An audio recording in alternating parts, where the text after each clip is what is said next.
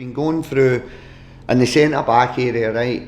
I recruited to change my shape in the summer, and I recruited certain personnel to kind of help with the weaknesses I felt we had last year. Start of the season, we had choice squad depth and kind of that defensive area. I think that's been lacking over the last probably 6-7 games. If you look at the goals we've lost, take Celtic and Rangers out of the equation. Look at the goals we've lost 6 points to Dundee with 3 set plays, that type of thing. So we've got to be better at that side of the game. So I looked in more on about giving me an opportunity to get boys back. So I was quite glad get some training time on the park with the players, but also give me the opportunity to try and get certain players back on the park, which we're not a million miles away from doing. So from my point of view, it probably came at quite a good time. Mm-hmm. You got them back? I've got, so Big Knots has been training, Io trained yesterday, we'll see what the reaction is today, but Big Knots has been back training, which is a huge positive for us. It's just not necessarily a different Livingston. I think I kind of understand why I think we've not been picking the points up. I feel we should have been picking up, but at the start of the campaign we had a wee bit more defensive solidity about us. Lately we've been a wee bit soft in terms of the goals we've conceded. At this level, I genuinely do believe the first goal can change games at this level. You've got to go and give yourself a foothold in games to go and win games of football, but conceding soft goals, you're always going to make it very, very difficult at the top end of the park to try and flip that result over on its head. So, I'm not sure, a different Livingston. I just think we need better defensive options, because a lot of the players, like, I think the first 5 games I had Mick and Io, 2 out of the 3. Then Mick got injured, then Io was in there kind of with 2, and then Sean Kelly for me. I wanted Sean in the middle of the park. I've not really had the opportunity to play Sean in the middle of the park.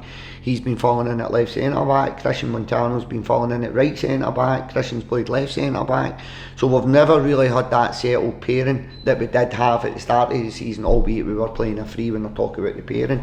No, definitely not. But that's what I'm saying, that knock-on effects kind of really hampered us in terms of set plays for and set plays against. Brian, no matter what anybody tells you, they play a huge part in modern football. And if you look at, I'm not going to start name checking teams, there's teams picking up points at this level through their use of set plays. Very, very good at defending their own box, but also very, very good in the opponent's box. But for me, that was kind of the fundamentals of Livingston previously. One of the main reasons we got to the Premier League. It's one of the main reasons we've stayed in the Premier League. But I don't think it's an area that we've been good enough in, probably, if I'm being brutally honest, for the last year. Yeah, it's just, you've got to remember his age here. I recruited Knots for his experience and his defensive capabilities, but generally he brings a lot of experience into that defensive unit. He's a huge threat in both boxes. He's very good defensively, he's very good offensively, and he's got a long throw. We put Knots on at Dundee.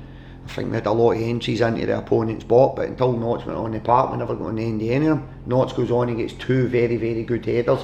One hits Joel Newbley that's going on target, and one goes by the keeper's right hand post. So he's a huge player for us in terms of set plays for and against, but also on that experience that he brings to the defensive unit.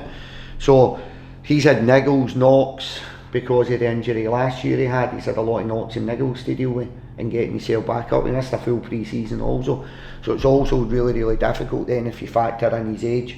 It probably makes it a little bit harder to bring back that match fitness. He's okay. As I speak to you right now, Knots has had a good training week this week, and he'll be available for the squad on Saturday. It's one area I am, but if I had everybody I brought into the building fit, I would be okay.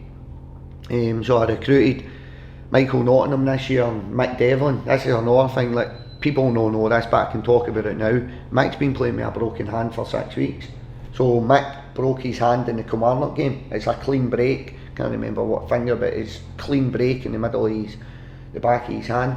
So that was a clean break, that was inflamed. He's been playing with a brace on. He's got to still probably play with a brace on, but the x-ray is now showing it's healed.